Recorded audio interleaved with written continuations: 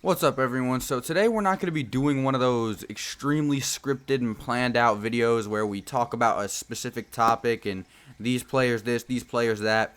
This video is more about us, in a sense. Of course, it still is about the team, but it's about how they can play with the absence of us, because we are a very big part of the team, whether you think that or not. That's how it is. Some teams do not have the same relationship with their fans as the New Orleans Saints do. Some teams don't, have fans that make it impossible for the opposing teams to hear what they're talking about, to hear audibles. They don't have fans that draw false starts completely on their own.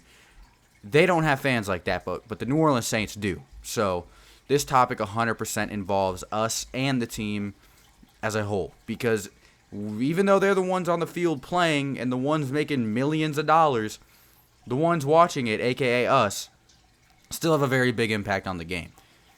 My question here today for you guys and for me, because I'm going to try to answer it today while giving out some opinions I have about this whole situation. My question for you guys today is, will the New Orleans Saints still be able to win in 2020 with no fans in their stadium? Now, this is, of course, is the worst case scenario. But even with the scenario that's lighter, but still a very bad case scenario, the New Orleans Saints could be like the Baltimore Ravens, limited to just 13,000 fans in their 70,000 plus fan capacity stadium. And that's not good at all.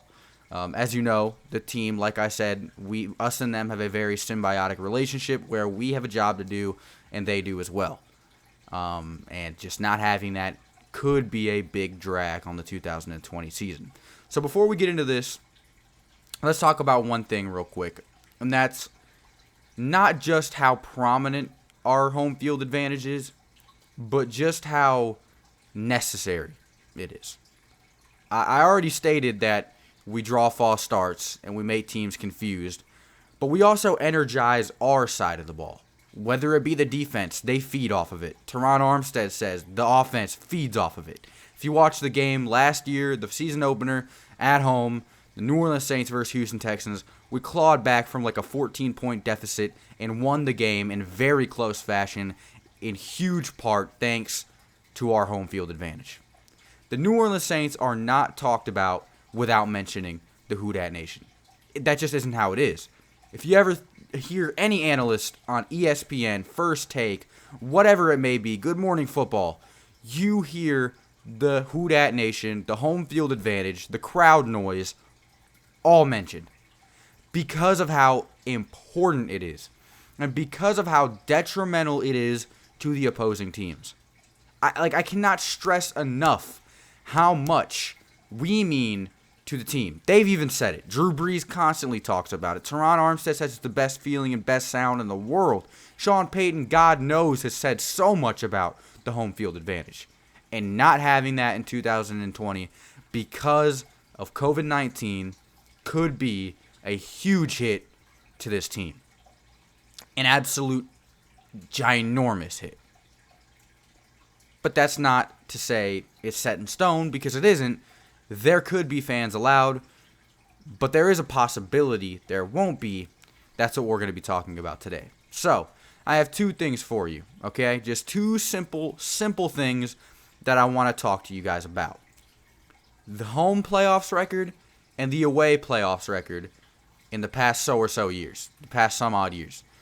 The home playoffs record for the New Orleans Saints, 6 wins, 2 losses. The 2 losses, one of them being the no call against the Los Angeles Rams, and the other one being the loss in the wild card round to the Minnesota Vikings last year. Our away playoffs record sits at this, 1-5. Now, that doesn't show you that their home field advantage has done enough to get them to win games, and our home field advantage has done the exact same thing. Just the script is flipped whenever we're not home and we're away. The playoffs is a very, very, very big place, because home field advantage is just enough to tip the scale on two very competitive teams and give the home team the edge to win. I don't think that the New Orleans Saints are going to be screwed, though, because when you think about it, if the New Orleans Saints aren't going to be allowed to have fans, neither will anybody else. And what I can tell you is this. This team has one of the best rosters I have ever seen in my entire life. Not just best rosters for the New Orleans Saints. This team has one of the best rosters I have ever seen in my entire life. It is top to bottom, full, enshrined, in all of its glory, complete. There are a couple of depth issues here and there, but as far as talent goes, there is so much tapped and untapped potential that I can't even wrap my entire fat head around. It's insane. So what I'm getting at is this. The New Orleans Saints, of course, if you were to take away their home field advantage and not do the same to everybody else, would be in a world of trouble. But if you take away our home field advantage because it's a necessity because of COVID-19, which is completely understandable, I get it. It's a worldwide national pandemic. It 100% makes sense to not allow 70,000 people to gather in one building because we always sell out our games. It makes sense. But you have to take away everybody else's as well, which they will be doing if we have to lose ours. And that's what you leave us is this.